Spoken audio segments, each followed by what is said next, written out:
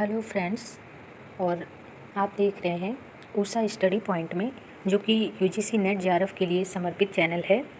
Political science subject का previous year question solve paper, जो आपके रिवीजन में हेल्प करेगा और जो आपकी तैयारी को आसान बनाएगा। तो शुरू करते हैं। पहला क्वेश्चन है, निम्नलिखित में से कौन सा भी कथन सत्य नहीं है। तो इसमें जो ये कथन है, उत्तर व्यवहारवादी राजनीतिक सिद्धांत सजाति केंद्रित होता है, ये कथन सत्य नहीं है। और ये क्वेश्चन रिवाइज क्वेश्चन है, इसके पहले भी पूछ चुका है। और इसमें 3 अन्य ऑप्शन हैं जो कि सही है। यहाँ पूछा था सत्य कौन सा नहीं है, और जो सत्य कथन है वो है, उत्तर व्यवहारवादी राजनीतिक सिद्धांत मूल्य और तथ्य में परस्पर संबंध स्थापित करता है। उत्तर व्यवहारवाद की राजनीतिक सिद्धांत का कार्य और प्रासंगिकता से संबंध होता है। उत्तर व्यवहारवादी राजनीतिक सिद्धांत परिवर्तन उन्मुखी होता है। सकारात्मक उदारवाद का निम्नलिखित में से किसमें विश्वास नहीं है। तो लघु या मिनिमल राज्य में सकारात्मक उदारवाद का विश्वास नहीं है। अन्य में है कल्याणकारी राज्य, छोटे या नैनी राज्य, नैतिक माध्यम के रूप में राज्य। कार्ल मार्क्स निम्नलिखित में से किसको नहीं मानते हैं।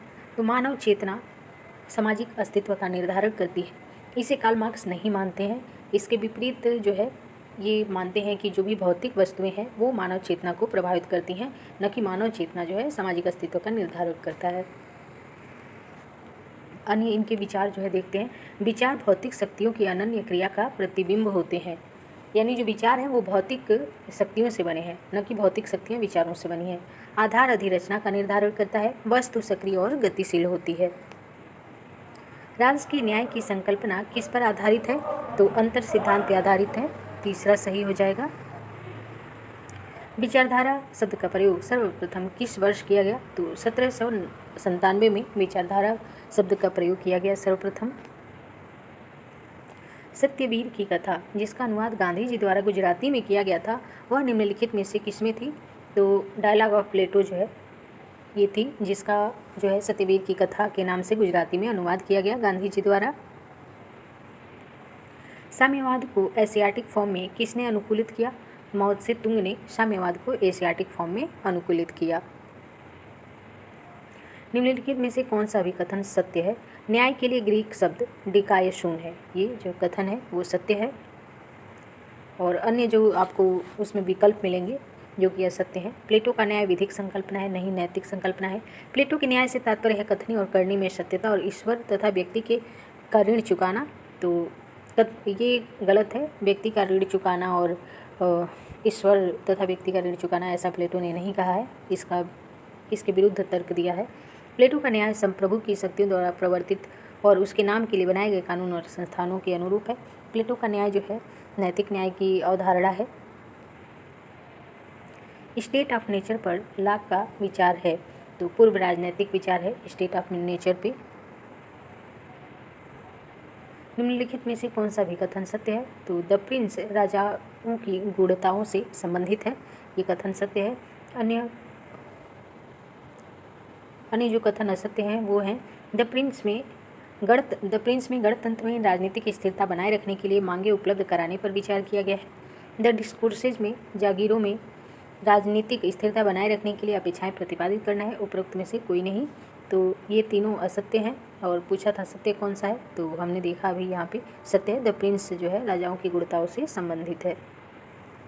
किसने कहा है कि मानव स्वभाव सामाजिक संबंधों की समष्टि है। तो एम.एन. राय का ये कथन है कि मानव स्वभाव सामाजिक संबंधों की समष्टि है। अरबिंदो मुख्यतः किसके लिए विख्यात हैं या सर्वाधिक प्रसिद्ध हैं। तो द लाइफ डिवाइन इनकी जो बुक है इसके लिए ये सर्वाधिक विख्यात हैं। कथन एवं कारण संबंधी प्रश्न है, प्लेटो का न्याय सही कार्य करने की प्रवृत्ति का प्रतिपादन करता है।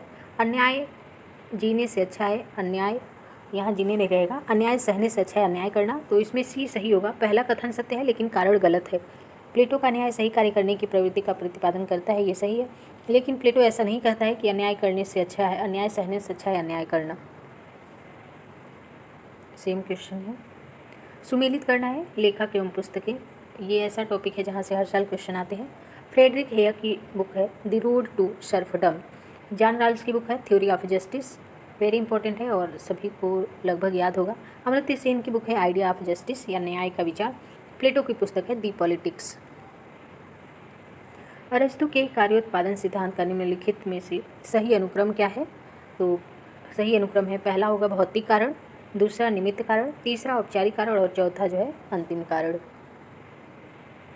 ये किसका कथन है कि संरचनात्मक कार्यात्मक विश्लेषण परिवर्तन में दुर्बल था, सामाजिक प्रक्रिया विश्लेषण राजनीति में और सिद्धांत में तुलनात्मक इतिहास दृष्टिकोण दुर्बल था? तो ये कथन हंटिंगटन का है। हंटिंगटन एक इम्पोर्टेंट विचारक हैं जो बार बार पूछे जाते हैं। निम्नलिखित में से किसने मार्क्सवाद के वैकल्पिक दृष्टिकोण के रूप में कार्यात्मकवाद की व्याख्या की है? तो WG रुनसीमैन ने मार्क्सवाद के वैकल्पिक दृष्टिकोण के रूप में कार्यात्मकवाद की व्याख्या की है।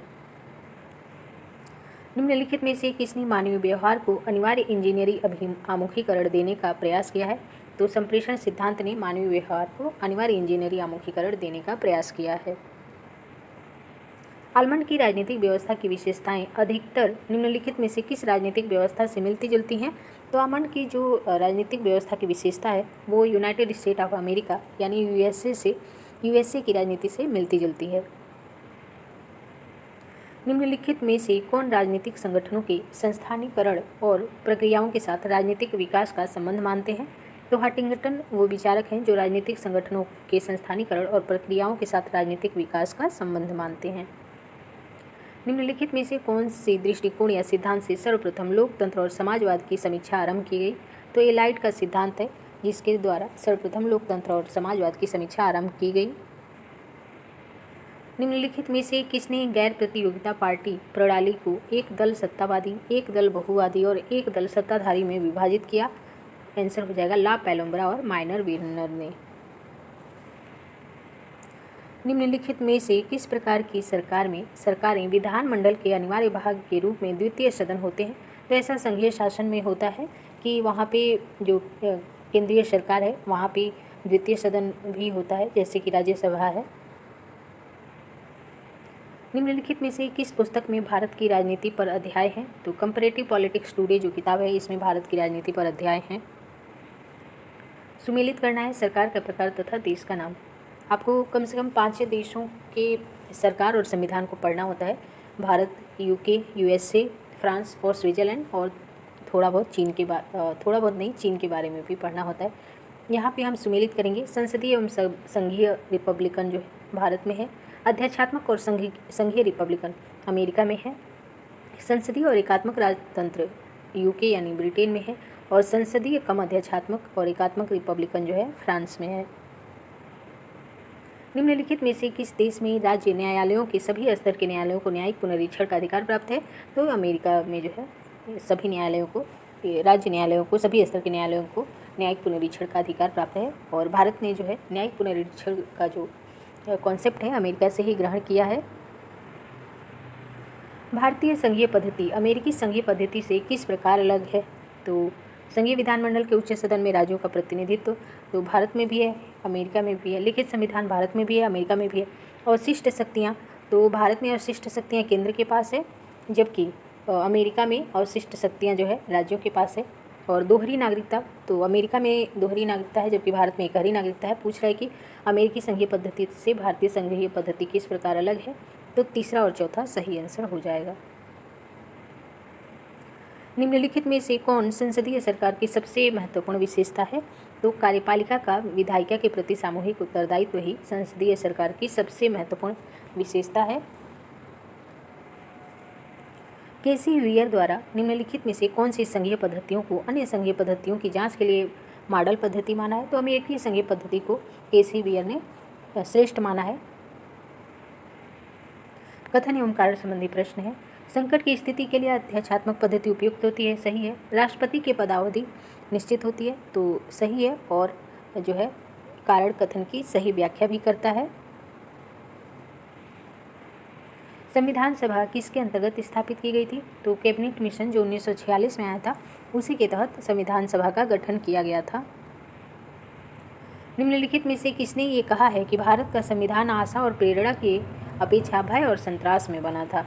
तो पाल ब्रास ने ऐसा कहा है भारतीय संविधान के बारे में कि भारत का संविधान आशा और प्रेरणा की अपेक्षा भय और संतरास में बना था। निम्नलिखित में से संविधान का कौन सा अनुच्छेद विधानमंडल को असंवैधानिक और अमान्य घोषित होने से रोकता है? तो अनुच्छेद 31B जो है ये विधानमंडल को असंवैधानिक और अमान्य होने से रोकता है। भारतीय संविधान में निम्नलिखित में से कौन से संशोधन से शिक्षा के अधिकार को मौलिक अधिकार बनाया गया? तो इसमें सही आंसर हो जाएगा 93वां संविधान संशोधन। वैसे जो शिक्षा का अधिकार है तो निःशुल्क शिक्षा का अधिकार 86वें संविधान संशोधन द्वारा आया था और शिक्षा के अधिकार को मौलिक अधिकार बना दिया गया 93वें संविधान संशोधन द्वारा। निम्नलिखित में से कौन सा अभिकथन सत्य नहीं है? तो आपात स्थिति की दूसरी और तीसरी उद्घोषणाएं जो है 1978 में निरस्त की गई थी, ये सही नहीं है। अन्य जो 3 कथन है ये सही हैं। केंद्र और राज्य के बीच विवाद पर निर्णय के लिए भारत के सर्वोच्च न्यायालय की शक्तियाँ किसके अंतर्गत आती हैं? तो ये सर्वोच्च न्यायालय का मूल क्षेत्राधिकार है या मौलिक क्षेत्राधिकार है। और केंद्र और राज्य के बीच अगर विवाद है तो इसमें जो है केवल सुप्रीम कोर्ट को अधिकार प्राप्त है, हाई कोर्ट को नहीं। भारतीय राजनीति को मांगजन व्यवस्था और आदेशात्मक व्यवस्था के बीच संघर्ष का काल किसने माना है? लॉयड और सुसन रुडोल्फ ने जो है भारतीय राजनीति को मांगजन व्यवस्था और आदेशात्मक व्यवस्था के बीच संघर्ष का काल माना है। जाति आधारित आरक्षणों को माना जाता है। तो जाति आधारित जो भी आरक्षण है इसे सकारात्मक भेदभाव माना जाता है।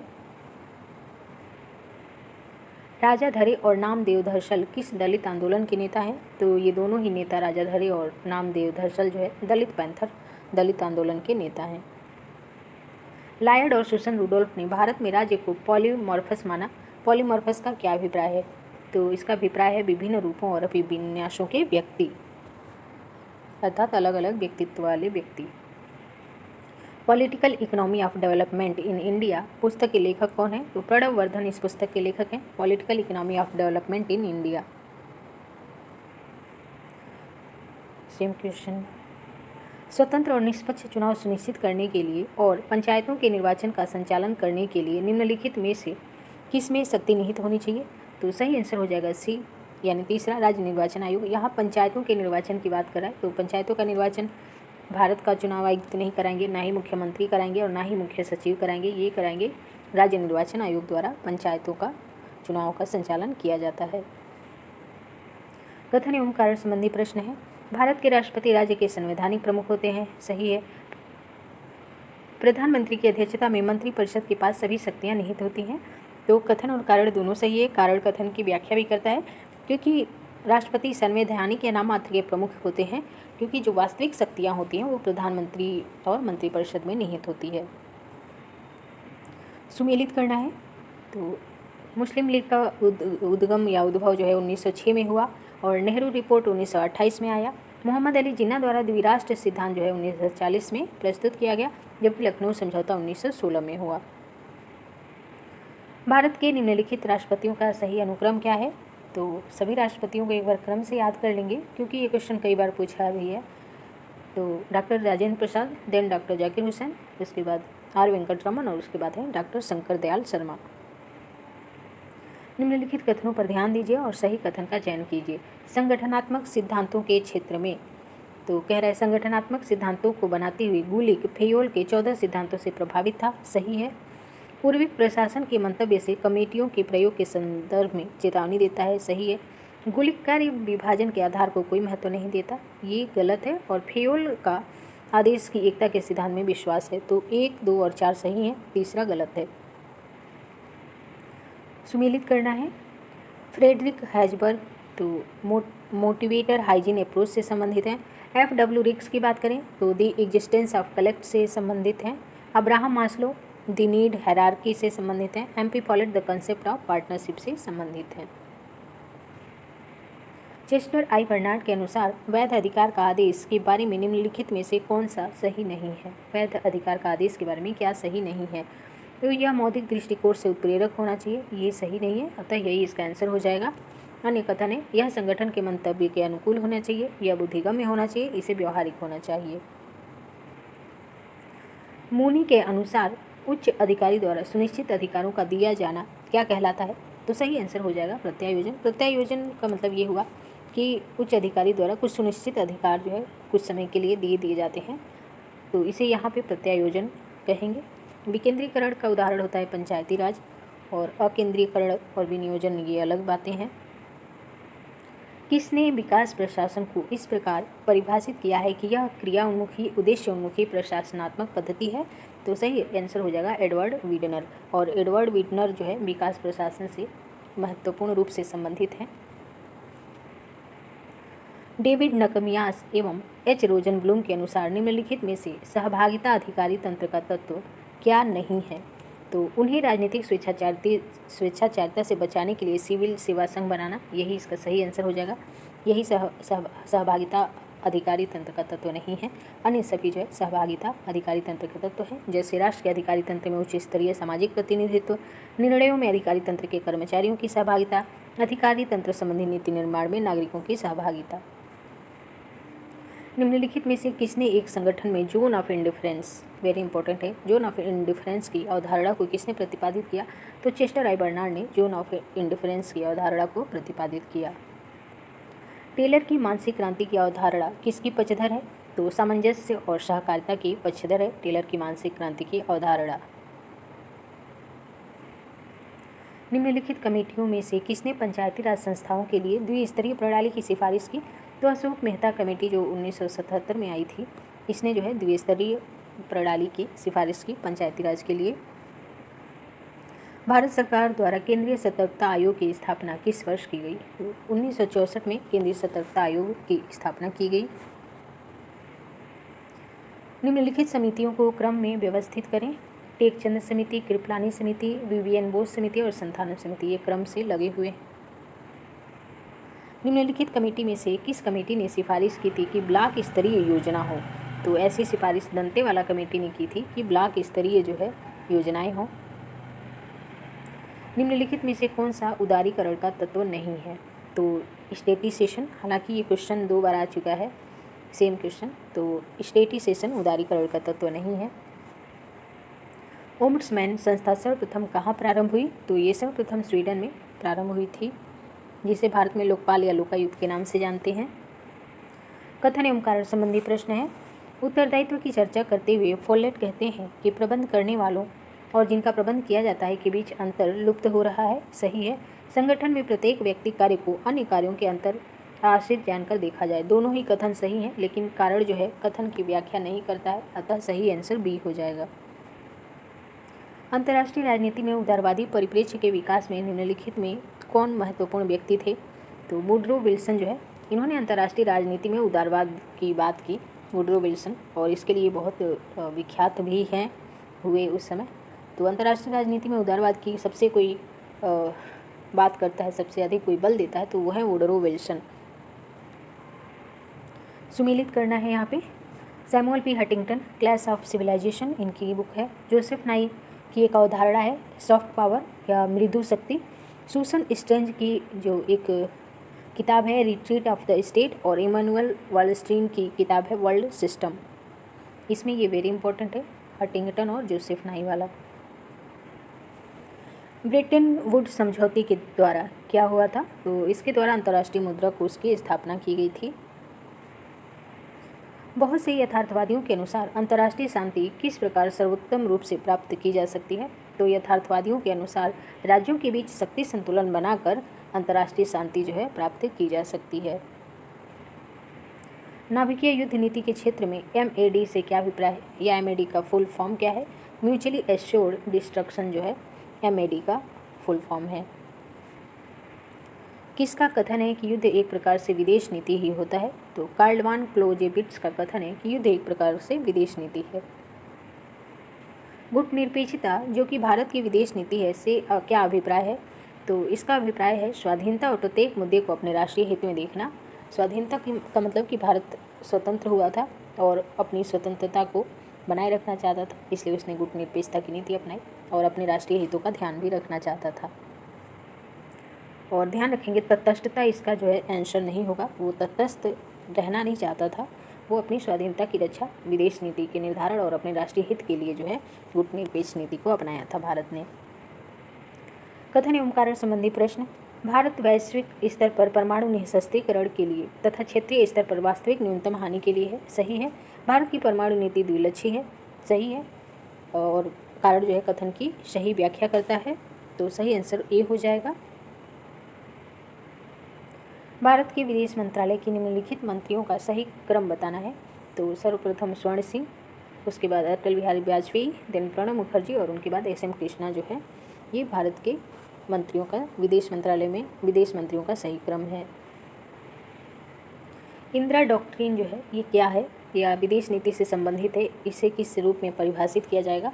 तो इंदिरा डॉक्ट्रिन का मानना था या इसका अभिप्राय है कि भारत की सुरक्षा क्षेत्र से स्पर्शी हैं और विदेशी शक्तियों के किसी भी प्रकार के हस्तक्षेप को भारत की सुरक्षा के लिए खतरे के रूप में माना जाता है।